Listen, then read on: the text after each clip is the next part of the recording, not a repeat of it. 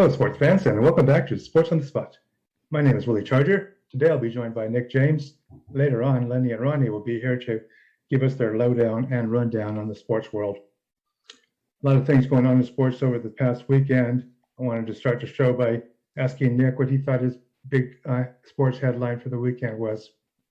Well, Willie, I thought it was really interesting. The Falcons are the first NFL team to become 100% vaccinated.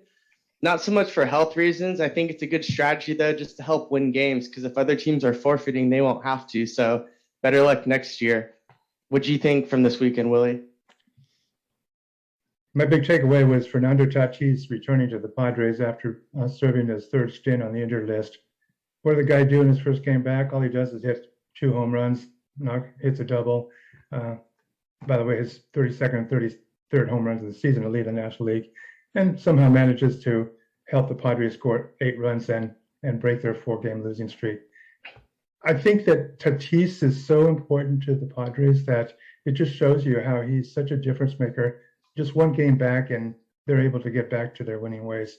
He's got to stay healthy. And I know it's early to talk about MVP, but right now, as far as National League MVP, I would say that Tatis, he's there.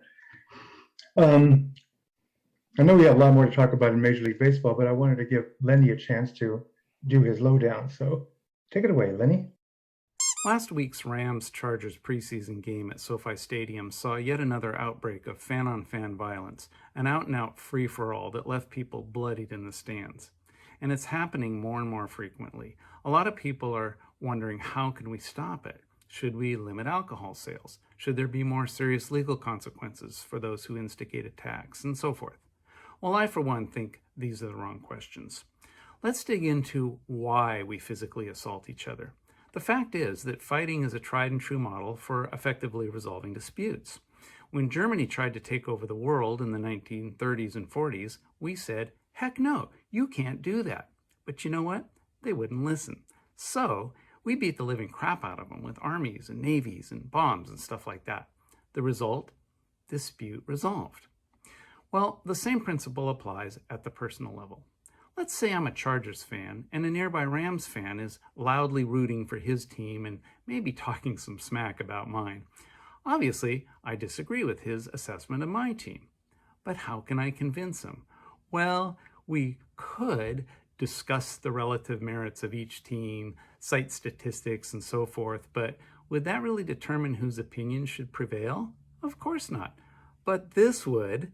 A few punches to the face and dispute resolved. If I win the fight, then I'm right. Plus, let's be honest, fighting is fun. So, instead of punishing fans for forcefully expressing a point of view, let's say, let's reward them for bringing closure to a disagreement. When a fan punches out another fan, don't arrest him. Put him up on the big screen. Make him a star. And whatever you do, don't take his alcohol away. In fact, I say whoever gets in the best shot gets a free shot. That'll put him in a frame of mind to settle even more disputes. Look, let's be smart and work together to solve problems. And you know what? Maybe we'll have a little fun along the way.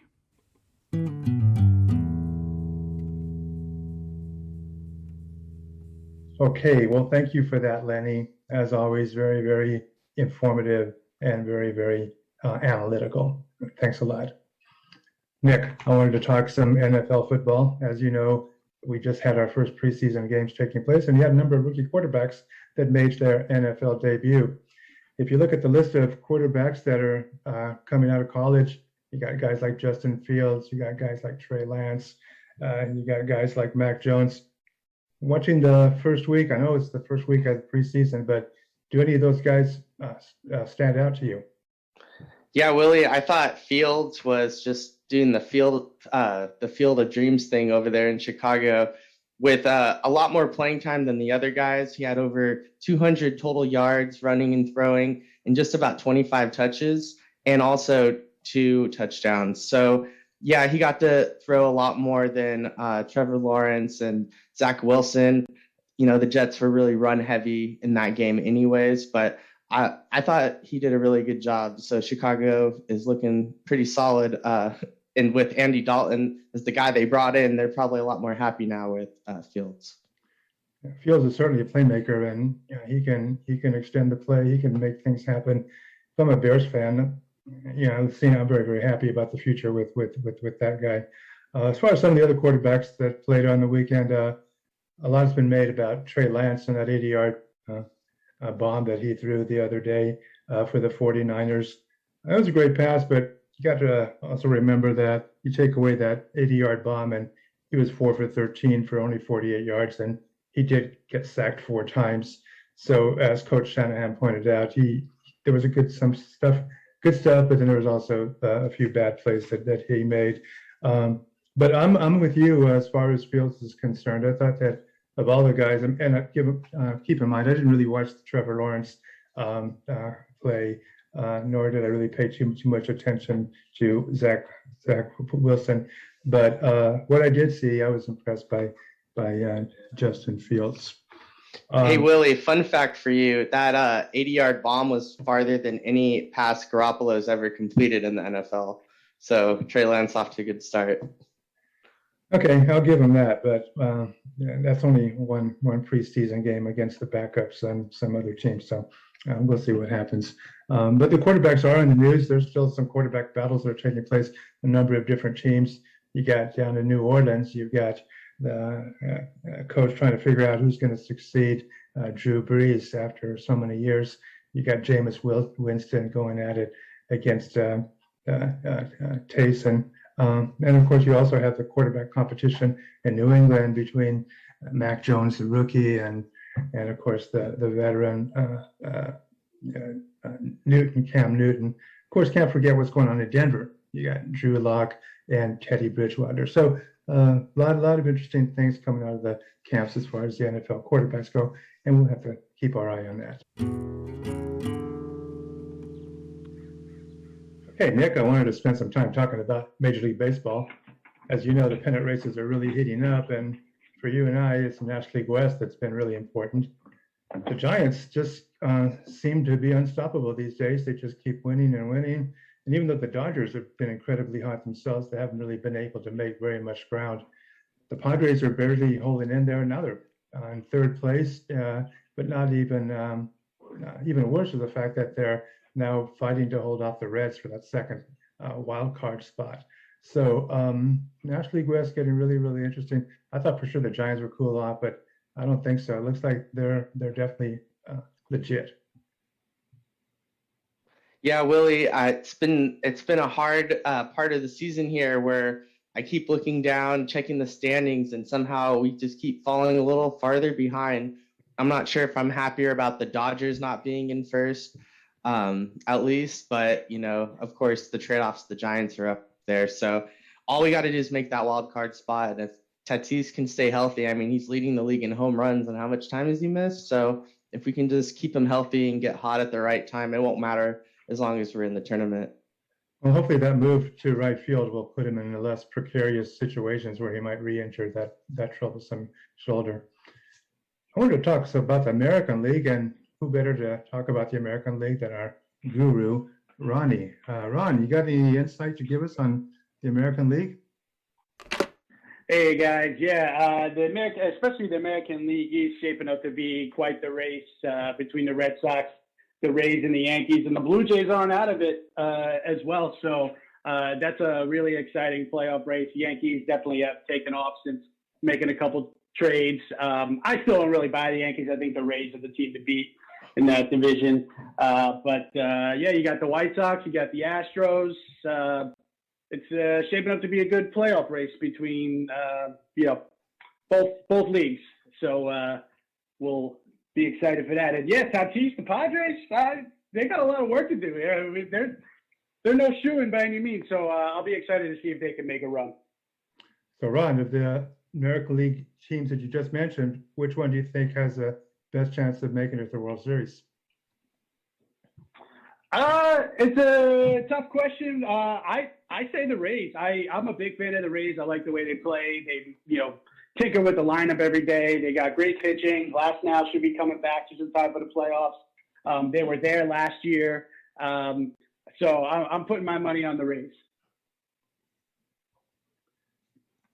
I don't know about the Rays, but not that I'm doubting their abilities, but there's just so many good teams that are in the American League that to me it could still be a toss-up. I think the Astros are a very, very strong contending team. I know that Ron has a lot more to share with us on his rundown, so let's take it away, Ron. All right, what's going on, guys? How you doing? Here to talk to you a little bit about the MLB standings in the playoff race. I was taking a look at the standings and I started thinking of something, and storyline betting. And I'm not saying to make these bets. I'm not saying I'm making these picks, although we'll monitor and see what's going on. But you start to think about storyline betting, some of the storylines going on. Also, you got the drone balls, which we've already talked about. We'll see how that comes into play. But it's ideally, who does the MLB want to see make the playoffs, and who do they want to see in the World Series? So obviously, you got the big market teams. In the NL, we got the Dodgers, right? It's the Dodgers and everybody else. No World Series is going to have as much appeal as having the Dodgers in it, and then obviously versus somebody else. And there's a few teams and there's a few combinations that I think we could see where if the Dodgers aren't in it, who else do we want to see in it, right? So Dodgers, Astros right off the bat. That's who they want to see rematch with the buzzer and the trash can and everything, and you hope somebody leaves in a body bag, right? Dodgers versus Yankees will be huge. If it's not the Dodgers, it's got to be Mets-Yankees. Obviously, Mets-Yankees World Series will be absolutely massive. But we're looking for these big market teams and then also some sort of connection, whether it's, geographic or, like I said, with the Dodgers, Astros, there's a lot of bad blood there. I mean, to be honest with you, anybody versus the Astros would be good. And you hope that the Astros lose, I guess, unless you're an Astros fan, of course, or if you want to see them win, I don't know. But, it all depends. Like, nobody cares about a Brewers versus White Sox World Series. And some people, me, I don't know, Joey's still out. See, my buddy Jackie Giamini, his niece, was playing JV soccer, right? And her best friend, the top goal scorer, he was telling me she got dumped the night before. So he was like, I don't know, I think the other team, and we ended up going with the other team and making a little bit of money. So I don't know, it's something to think about, and we'll keep an eye and check back in, but have a good one.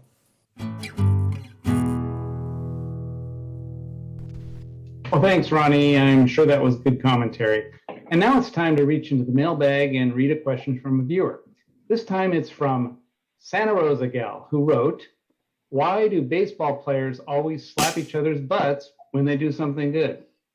What do you think, guys? Baseball is about the only environment where that type of behavior is acceptable, and in fact, it's almost appropriate. Certainly not in other parts of society. I know in education, no. I knew a sociology professor who got suspended once for slapping a co-ed in the rear end after she received an A on her midterm. She complained to the dean, and he was rightfully suspended. I think from Santa Rosa Gal might have been watching the Dave Roberts interview where he said that Max Scherzer, his new pitcher, doesn't like to be patted on the butt, and he found that out the hard way. After Roberts slapped him on the rear after 3 straight innings, Scherzer muttered under his breath, "Don't effing touch me." And Roberts found out later from the agent that, in fact, Scherzer's a professional. He does his job. He doesn't need to be patted on the back or slapped on the rear end. So I don't know why they do it, but some guys I don't think like it. Yeah, I mean, to counter your first point, I see this in other sports. In football, we did that too. Granted, I am pretty short, so maybe that's all that was kind of in my strike zone. But, it's kind of like it could be used two ways. It's like kind of a good job, congratulatory, like you did good, or it could be like, yo, you got this, get your together. So I don't know why that's the way. I never really questioned it till I heard this question. Yeah, I mean, I never questioned it. That's always just the way it is. I remember tossing the football around with my dad one time, and he was like, "Yeah, just that's what you do. It's a team thing." And I'm more concerned, like, why did Scherzer have that reaction? Couldn't he have just politely told Dave Roberts, "Hey, I don't like that"? That's kind of weird. That kind of makes me wonder, like, what kind of team guy Scherzer is. If you don't like it, that's fine. But Scherzer's very intense. He's a no-nonsense guy. He is. And I guess Dave Roberts found that out the hard way. Yeah, but maybe he could have handled it different. Yeah, I'm not I'm not concerned about the why of it or whether the players even like it. I'm concerned about the what. Look, there's a lot of potential for injury in this bun bashing. Can you imagine losing Tatis again, this time to bruised glutes or whatever. It's just not smart. It's not even allowed in croquet. Well, I have to tell you, that was kind of a ridiculous sports question, but we definitely welcome them and keep those sports on the spot questions coming. We are out of time, and I wanted to thank everybody for viewing, and I wanted to thank all our guests for their astute commentary. I wanted to tell everyone that you can subscribe and to you can comment on our show. Any sports on the spot questions you have can be submitted to the sports on the spot show at gmail.com, or else just ask the question in the comments section of the YouTube channel. Otherwise, that's going to be it for today's show. So see you all next time.